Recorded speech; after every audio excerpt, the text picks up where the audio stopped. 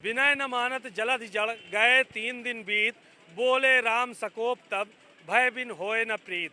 इस वक्त हम अयोध्या के प्रवेश द्वार पर मौजूद हैं और जो तस्वीर विशेष तौर पर आपको दिखाने की हम कोशिश कर रहे हैं वो आप देख सकते हैं कि अयोध्या के प्रवेश द्वार पर ये एक धनुष जो है वो स्थापित किया गया है और इसमें एक गोला बीच में बनाया गया था जहां भगवान सूर्य की प्रतिमा स्थापित कर दी गई है। लंबे समय पर यहाँ से ये काम चल रहा था। 2 प्रतिमाएं लगनी है जिसमें से एक प्रतिमा को अभी स्थापित किया गया है। इस जो भगवान राम के धनुष को यहाँ पर बनाया गया है प्रवेश द्वार पर, उस धनुष का नाम कोदंड था और उस धनुष को के जरिए ही भगवान राम ने कई राक्षसों का संहार किया था और साफ तौर पर यह धनुष देखा जा सकता है।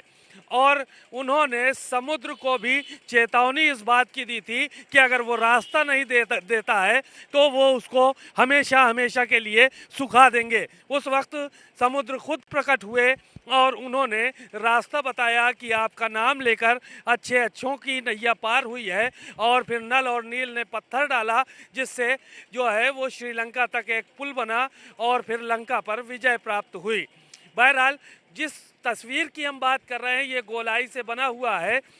यह भगवान सूर्य की प्रतिमा है। 7 घोड़ों पर सवार भगवान सूर्य की जो प्रतिमा बनाई गई है बेहद भव्य और दिव्य नजर आ रही है, क्योंकि भगवान सूर्य जो है वो माना जाता है भगवान राम जो है वो सूर्य के वंशज थे और सूर्य कुल से आते थे। तो इसलिए वो जो है वो यहाँ पर प्रवेश द्वार पर एक सूर्य भगवान की प्रतिमा स्थापित कर दी गई है।